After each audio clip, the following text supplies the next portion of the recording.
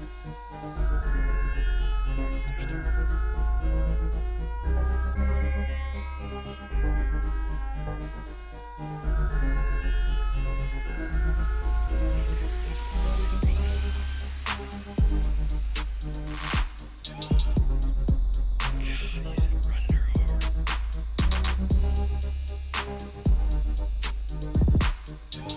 we backed out. It's now 5:30. I'm gonna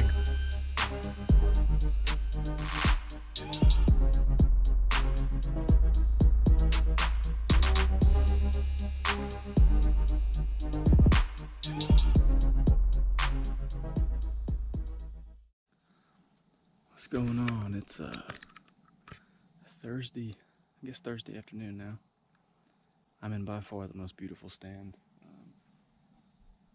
location that we've got, and I've got a little doe right here in the field. I bumped off 2 does over here as I walked in, and then now one's getting chased around by a spike. So that's some good action already. I literally just got in the stand. I hadn't even gotten my stuff put together. It's 3 o'clock on the dot, and I've got a doe here, and she keeps looking back with that spike chasing. Maybe that means more deer are gonna start chasing today and tomorrow. So could be a great spot. Puppy's down about 1,000 yards down from me, and that may be a button buck, I can't tell. And then Willie's watching our main field, so it should be a fun evening. I finally brought my hat this time, brought my binoculars this time, which is nice. So I'm not actually fully decked out. I just need a deer to come by. I guess we'll see what happens. It's Thursday afternoon, been hunting all week, getting close to the end of the week and weekend, which would mean it's time to be done hunting for my week off. So hoping that some things happen here and you know, we get lucky. So we'll see how it goes. Talk to y'all later.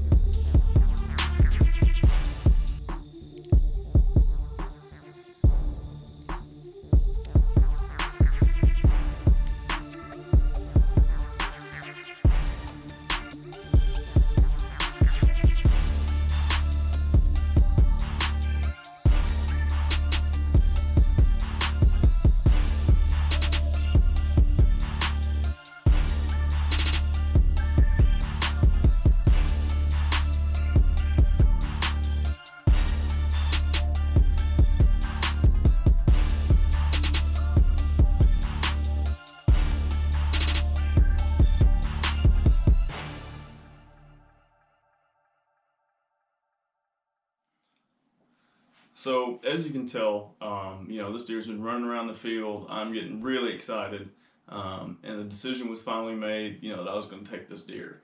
From this point on, I'm just going to let the film roll. You're going to see pretty much every aspect of right before the shot, during the shot, and after the shot. This ended up being an overnight wait for this deer. So there was also that drama and the inside of me thinking, man, is that deer dead where he's laying? But don't want to give too much info away, so I hope y'all enjoy. That 8-pointer. I cannot believe I'm not shooting this deer. I may regret that decision the rest of the season.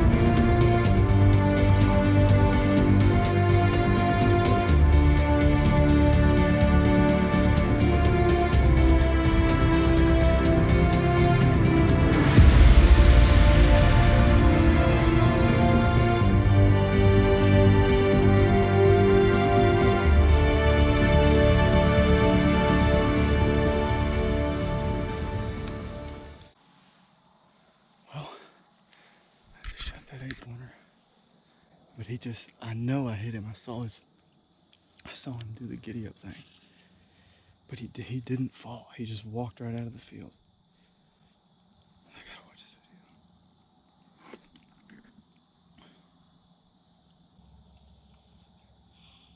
Oh, I missed it.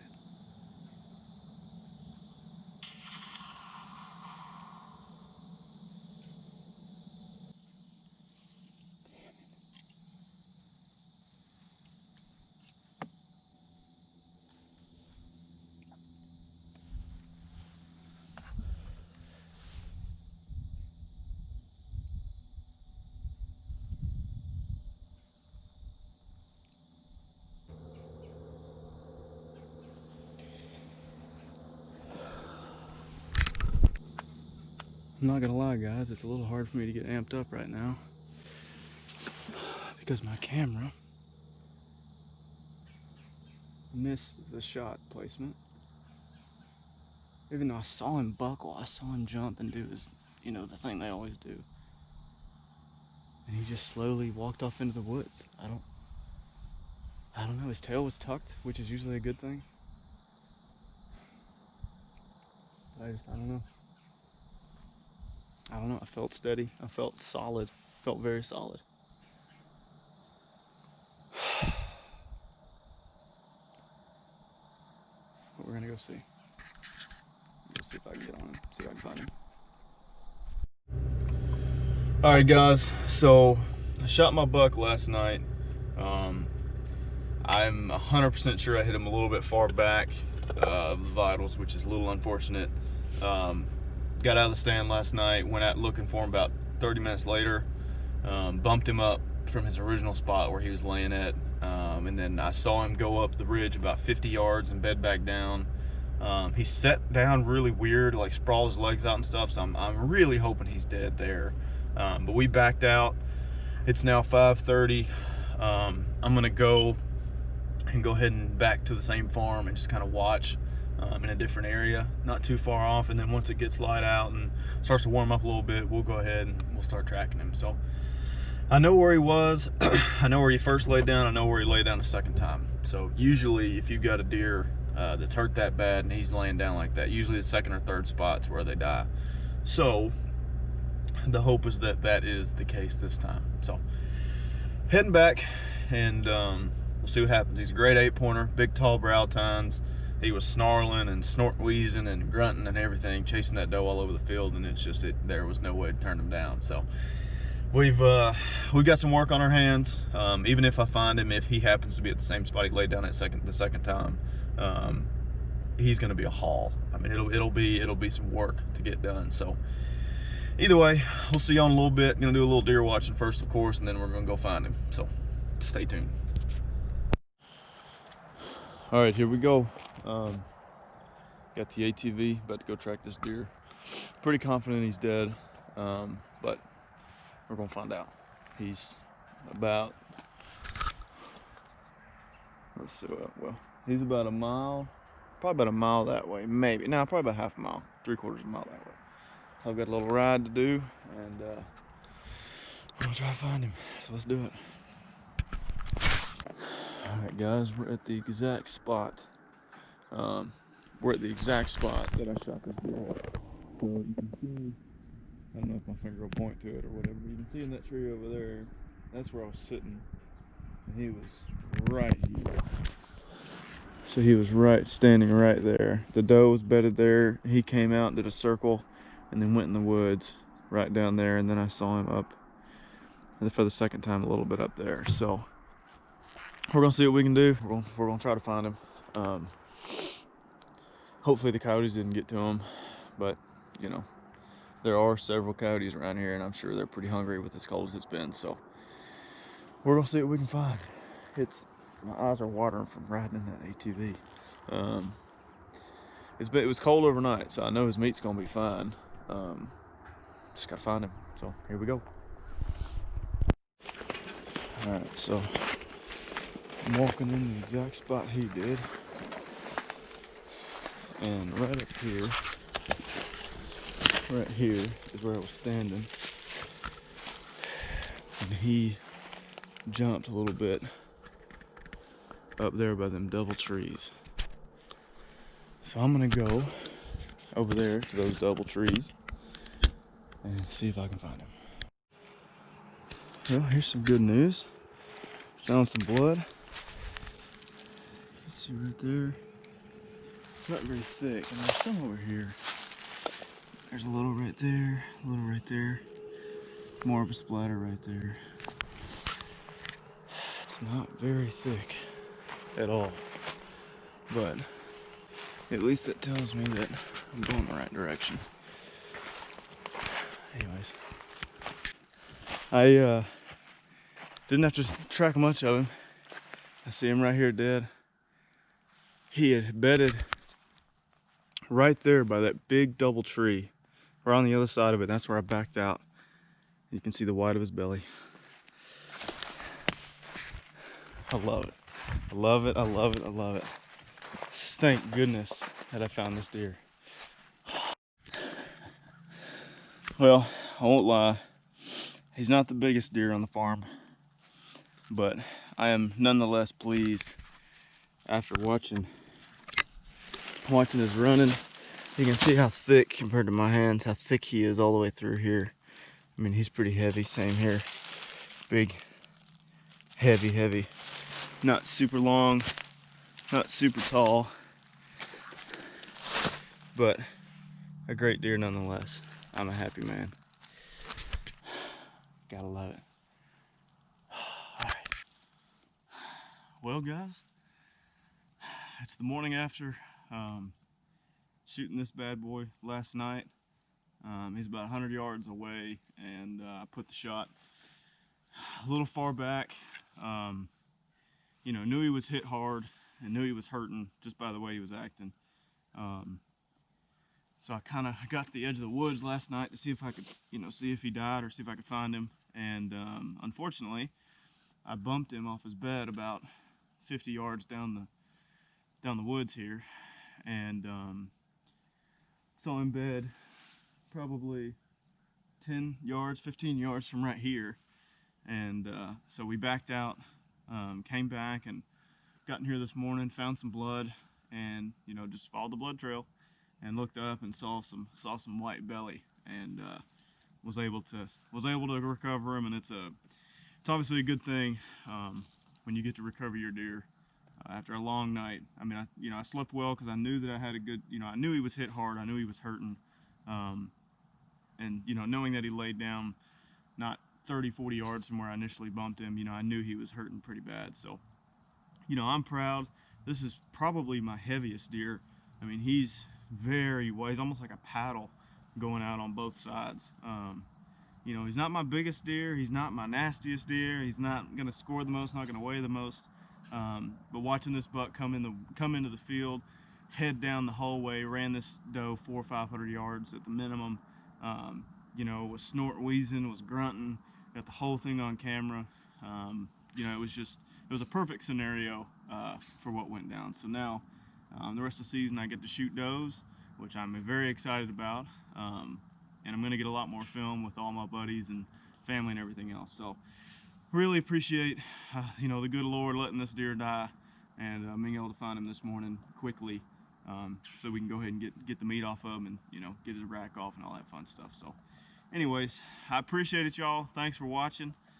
It's another successful day on God's green earth. And again, thank you, Big Willie, for letting me come out here and, you know, do what I love and be able to hunt monster bucks and big turkeys and everything else. So appreciate y'all watching, and let's get this boy taken care of.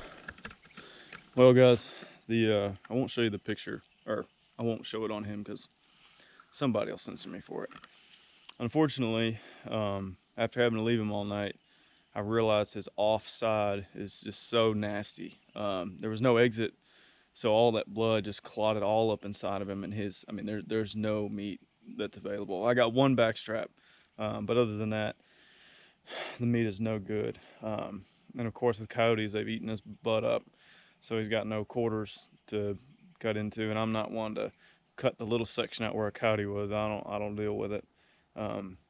So at least I got one back strap, I guess. And it's one of the biggest back straps I've ever dealt with. So at least we'll get one good meal. But unfortunately, the shit part about shooting a deer a little back in the guts or whatever, and you don't recover them that night, is that, you know, a lot of the times they do spoil. You know, temperature wise, the meat was fine. There's no issue there.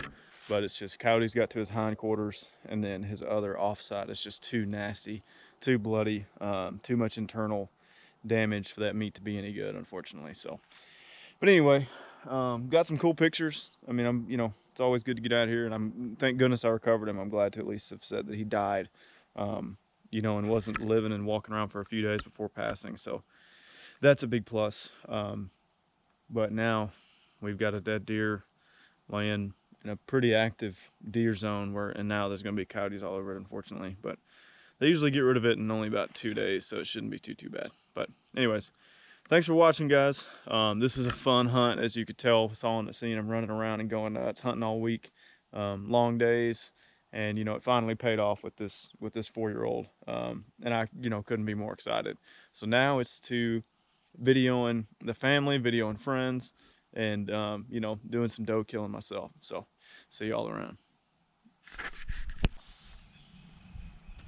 Hey everyone, this is Adam. On behalf of the American Adventure, thank you for tuning in. Don't forget to like and subscribe to our YouTube channel, as well as follow us on Instagram at TAA Outdoors. Hope y'all have a good one.